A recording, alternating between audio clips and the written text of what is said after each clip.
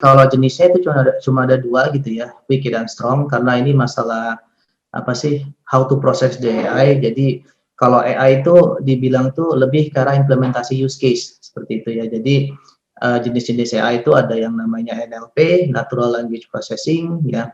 Ada yang namanya computer vision yang dimana digunakan untuk image recognition, ada yang namanya machine learning, ada yang namanya deep learning.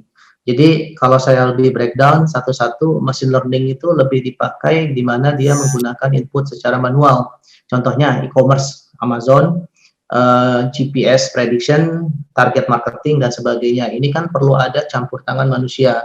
Ketika kita belanja di Amazon misalkan, itu secara otomatis mereka akan memprediksi our shopping behavior gitu kan. Seperti apa kita sukanya, terus kira-kira kalau kita beli susu hari ini di Amazon, besok habis, nah itu akan secara otomatis diprediksi dengan mereka. Itu yang namanya machine learning. Dikategorisikan sebagai weak AI. Ada lagi akhir-akhir ini kan mungkin udah hype ya, jadi kalau saya pikir AI itu udah menjadi pop culture ya sekarang. Jadi ada namanya deep learning. Jadi deep learning itu lebih ke arah tidak ada campur tangan manusia. Nah ini yang lebih mungkin dikhawatirkan akan mereplace tenaga manusia, tapi sebenarnya tidak. Jadi yang menggunakan deep learning itu adalah contohnya deep face di Facebook. Jadi kalau kita foto sama temen, kita nggak perlu lagi tagging manual dan di mana lokasinya, atau mungkin di HP gitu ya. Secara otomatis kan kita mereka itu akan tahu, oh ini orang ini adalah istri kita, orang ini adalah suami kita, orang ini adalah anak kita dan sebagainya. Itu deep learning. Jadi memang ada proses di belakang yang tidak menggunakan campur tangan manusia.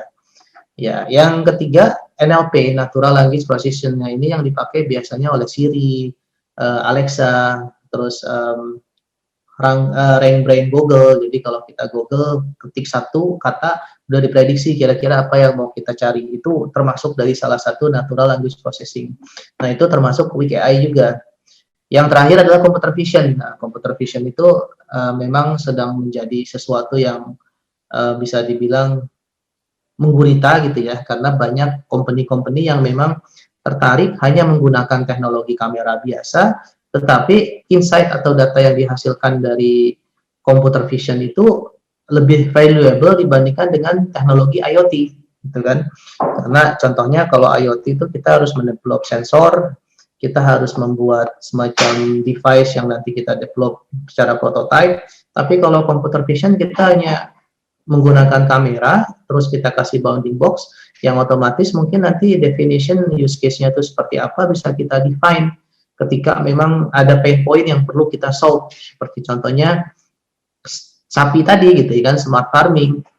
Kalau misalkan kita bisa mendeteksi behavior dari sapi, dan juga kita bisa mendeteksi kesehatan sapi atau estrus detection dan sebagainya, kalau dikembangkan kita akan tidak lagi mengimpor sapi dari luar gitu kan, karena semuanya dimonitor secara aktual, secara real time menggunakan computer vision.